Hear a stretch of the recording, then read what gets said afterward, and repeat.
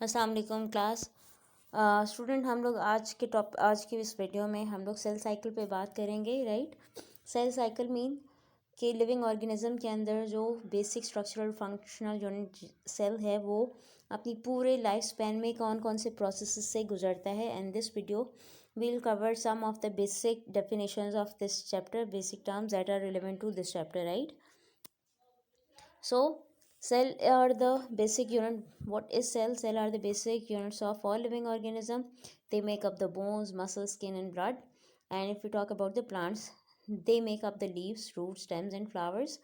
Cell, as the organism grows, that means the cell is growing. The cell must reproduce because the growth of any living organism is the result of the division और the reproduction of sales. कि जैसे जैसे हम कहते हैं growth का process हो रहा है किसी भी लिविंग ऑर्गेनिज्म में, इसका मतलब कि उस लिविंग में ऑर्गेनिज्म में मौजूद जो सेल्स हैं वो खुद को रिप्रोड्यूस कर रहे हैं, खुद को डिवाइड करके अपनी क्वांटिटी में इजाफा कर रहे हैं, जिसकी वजह से on the whole living organism के अंदर ग्रोथ का प्रोसेस हो रहा है, ठीक है।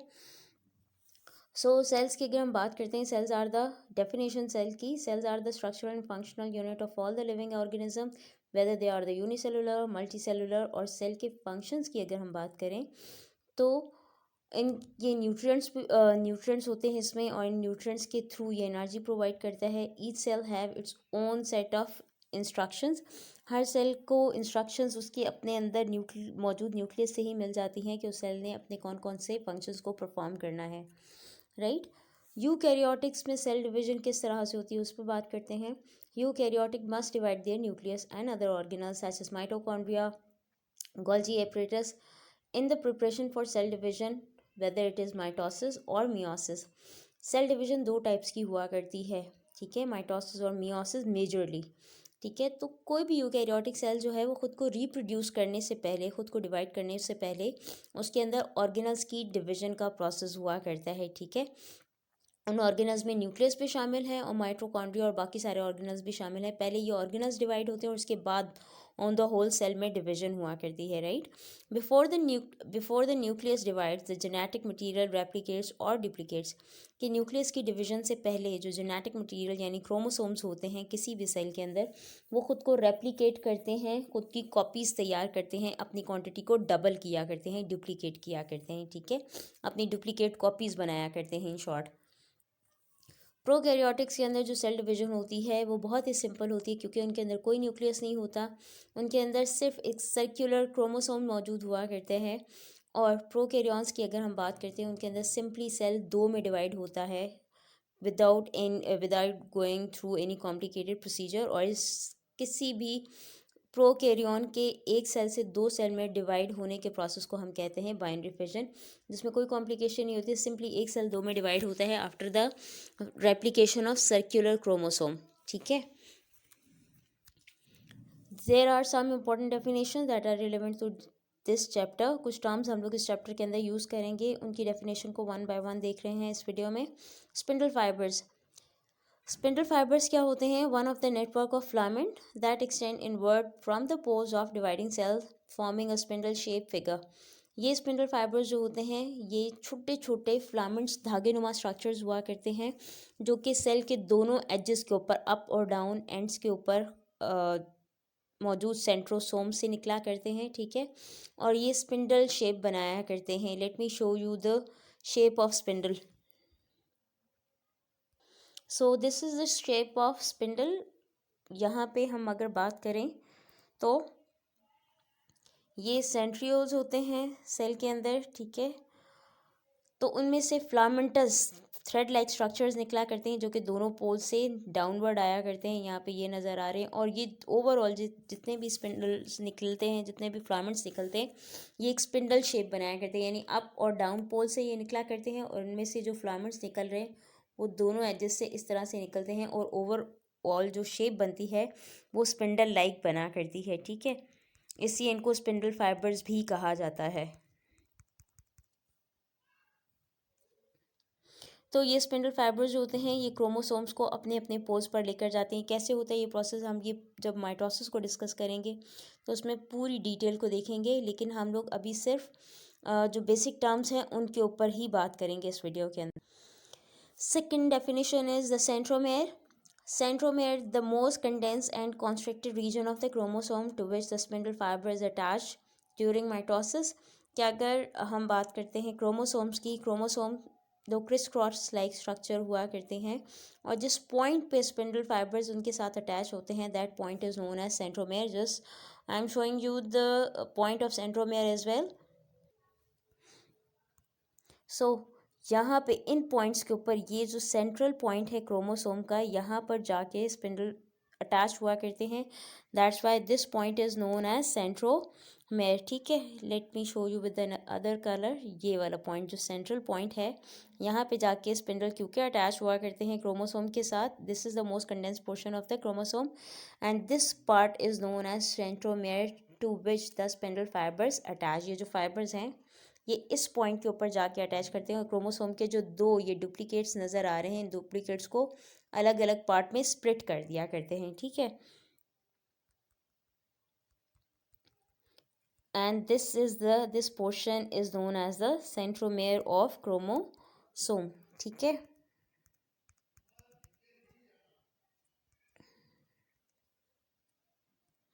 the next definition is chromatin. Chromatin is a complex of nucleic acid and proteins, primarily histones, in the cell nucleus that strain readily with basic dyes and condense to form chromosome during cell division.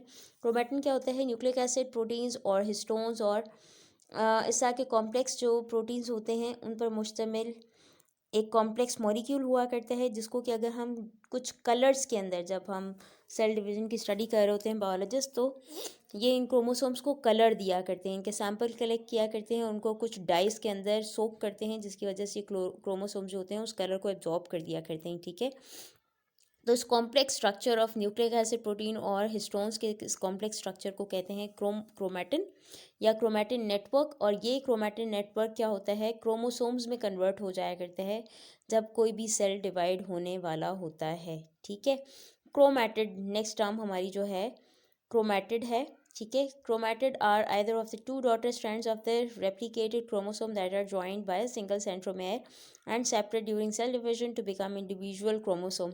Centromere chromatid क्या होते हैं? किसी भी chromosome के दो strand हुआ करते हैं. फॉर एग्जांपल अगर हम इस क्रोमोसोम की बात करते हैं, ठीक है, तो यहाँ पर इसके जो दो स्ट्रैंड्स हैं, ये चीज़, इनमें से जो एक स्ट्रैंड है ये वाला, इसको हम कहते हैं क्रोमैटिड. ठीक है, तो किसी भी क्रोमोसोम के दो क्रोमैटिड हुआ करते हैं, एक ये क्रोमैटिड और दूसरा वाला ये क्रोमैटिड. ठीक है, तो ये दोनों क्रोमैटिड जो होते हैं, इनको ओवरऑल हम इस पूरे स्ट्रक्चर को, दोनों एक इस क्रॉस लाइक स्ट्रक्चर को हम क्रोमोसोम कहते हैं और इसके एक सिंगल पार्ट को हम कहते हैं क्रोमैटिड. और ये क्रोमैटिड जो होते हैं आपस में जॉइंट होते हैं एक पॉइंट के through and that point is known as centromere. और इसी सेंट्रोमेयर पर during cell division spindle fibre आके अटैच होते हैं और इन दोनों क्रोमैटिड्स को आपस में अलग अलग कर दिया करते हैं. स्पिंडल्स क्या करते हैं? इनको अलग अलग सेपरेट कर देते हैं, अपार्ट कर देते हैं इनको. ठीक है, during the process of cell division, right.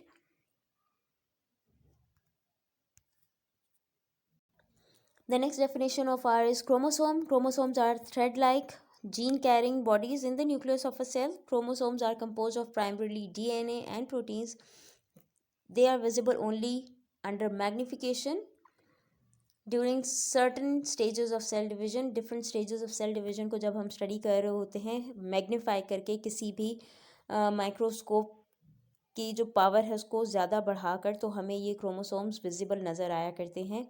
ठीक है, अभी मैंने पीछे बात की थी क्रोमैटिड्स की, तो अगर हम इस तरह का स्ट्रक्चर ड्रॉ करते हैं, सपोज ये कोई स्ट्रक्चर ड्रॉ करें हम, या इस तरह का कोई स्ट्रक्चर ड्रॉ करें, तो this structure is known as chromosome, right, जो कि दो क्रोमैटिड्स पर मुश्तमिल हुआ करता है और ये दोनों क्रोमैटिड जो है सेंट्रोमेयर के पॉइंट पर एक दूसरे के साथ अटैच हुआ करते हैं. ठीक है, और ये क्रोमोसोम्स कब विजिबल होते हैं? When there is the process of cell division, right. And every living organism has specific number of chromosome that is the identity of that living organism. अगर हम इंसानों की बात करते हैं तो हमारे अंदर हमारे जो सेक्स सेल्स हैं या सोमैटिक सेल्स की अगर हम बात करते हैं, तो हमारे somatic cells mean body cells, हमारी बॉडी के जो नॉर्मल सेल्स हैं जो कि ग्रोथ का प्रोसेस करें, बोन्स के सेल्स की बात करें, स्किन की बात करें, मसल्स के सेल्स की बात करें, these cells are known as somatic cells. तो ये जो सोमैटिक सेल्स होते हैं इनके न्यूक्लियस में मौजूद जो नंबर ऑफ क्रोमोसोम्स होता है वो होता है 46। जबकि अगर हम सेक्स सेल्स की बात करते हैं, हम स्पर्म की बात करें या हम ओवा की बात करें, sperm means we are talking about the male sex cells and ova mean we are talking about the female sex cells, तो उनके अंदर जो नंबर ऑफ क्रोमोसोम होते हैं वो होते हैं 23। स्पर्म में भी 23 क्रोमोसोम्स होते हैं और ओवा में भी 23 क्रोमोसोम हुआ करते हैं ह्यूमन बींग्स के अंदर, इंसानों के अंदर, ठीक है। Moving towards a further definition, equatorial plane. Equatorial plane क्या होता है? The plane that contains all the centromeres and their spindle attach during metaphase of mitosis. Equatorial plane वो पॉइंट है जहाँ पे तमाम जो क्रोमोसोम्स होते हैं वो अलाइन हो जाया करते हैं during the process of mitosis, cell division और माइटोसिस की फर्दर स्टेजेस हुआ करती हैं, उनको हम नेक्स्ट वीडियो के अंदर देखेंगे, ठीक है। तो जो मेटाफेज स्टेज होती है माइटोसिस की, उसके अंदर तमाम क्रोमोसोम सेल के सेंट्रल रीजन के अंदर खुद को अलाइन कर लिया करते हैं। उस सेंट्रल रीजन को हम कहते हैं equatorial plane, and I am showing you once again the equatorial plane to you.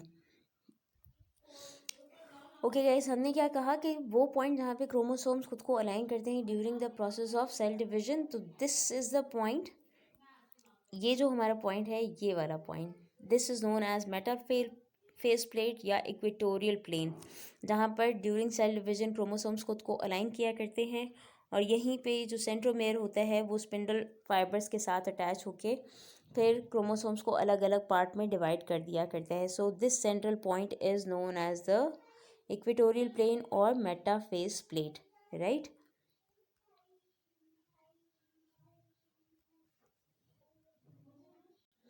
Next term is kinetochore fibers. These are the specialized regions in the centromere of chromosome. Kinetochore fibers जो होते हैं वो centromere जो होता है chromosomes का जो centromere होता है वहाँ पे स्पेशल रीजन्स हुआ करते हैं, ठीक। This is all for the introduction of this chapter and about the basic terms that will be used in this chapter, right? If you guys have any question, any query, do text me please, right? Thank you.